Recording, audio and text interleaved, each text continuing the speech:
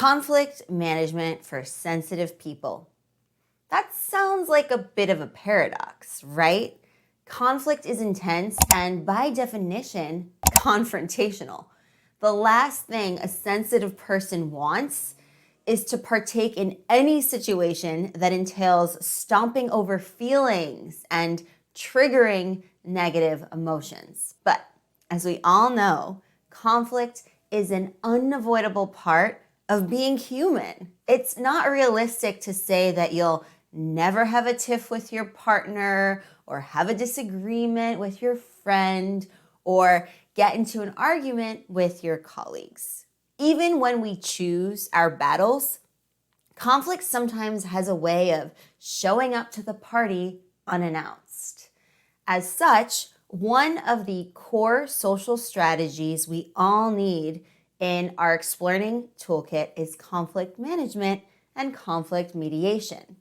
After all, there are effective ways to manage conflict, ways that mitigate the intensity and improve the outcome. And on the flip side, there are definitely some bad ways to manage conflict, ways that can lead to things just getting worse. So we'll want to make sure that we look at those as well so that we can avoid them. Ready to neutralize your next conflict? Let's get into it.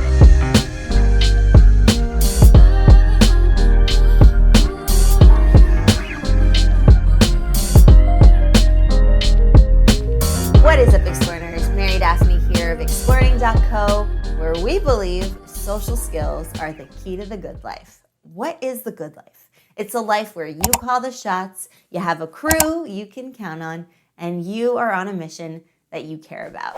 Let's start with the definition of conflict in the context of communication so that we're on the same page with this. In their book, Interpersonal Conflict, Hawker and Wilmot define conflict as the interaction of interdependent people who perceive incompatible goals and interference from each other in achieving those goals. The most important aspect of conflict is that it's rooted in social interaction. Conflict is created and prolonged through our behaviors, words, and reactions. Knowing that, the best way, and in some cases the only way, to resolve conflict is through communication.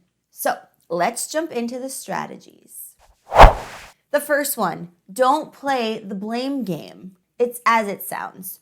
Don't blame the person for what they did or didn't do. The point of conflict management is to ultimately arrive at a resolution. And guess what pointing fingers does? It makes things worse. It puts people on the defensive. It gets us further away from resolving the core issues, the point of contention that started the conflict in the first place, right? So what should you do instead? Well, start by using I language and we language rather than you language. You language is combative. It feels like you are attacking and blaming the person. Think about it for a second. Do you like hearing someone say, you did this and you did that?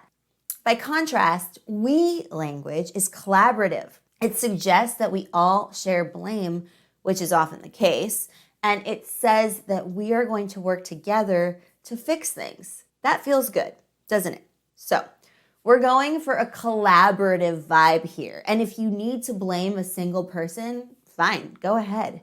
Blame yourself. That shows that you're taking ownership over the issue and holding yourself accountable.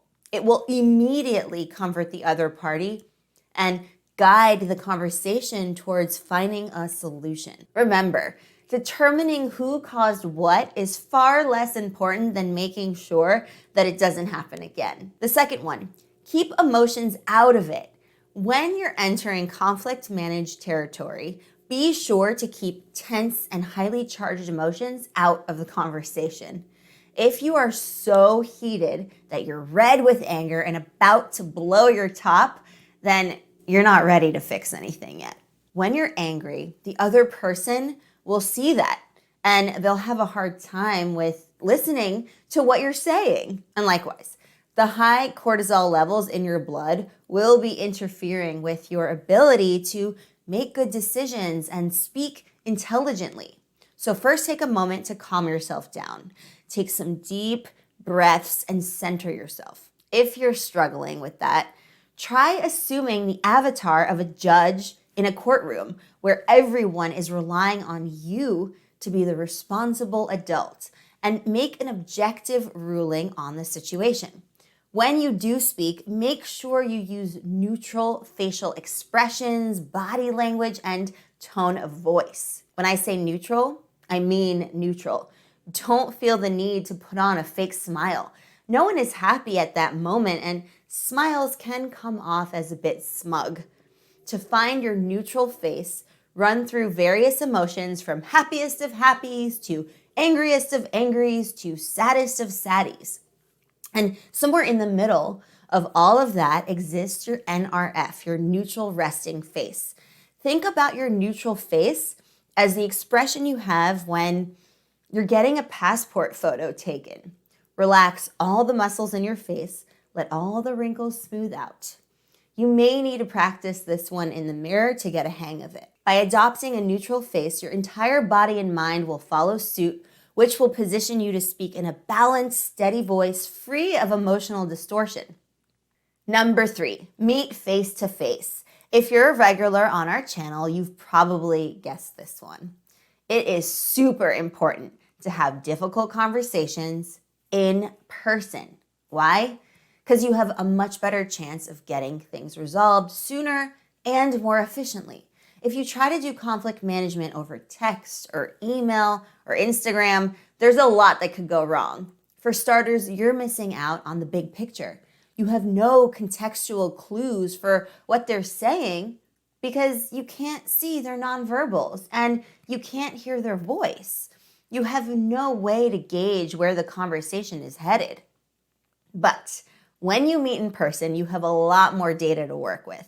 You are reminded that there is another human in front of you, another life, and another sentient being who just wants to be happy and calm and conflict-free, just like you. By engaging with the person face to face, you show each other you both care about getting things back on track. Moreover, conflict often comes from abstract frustrations rather than fundamental philosophical differences. Articulating these frustrations in writing is very difficult.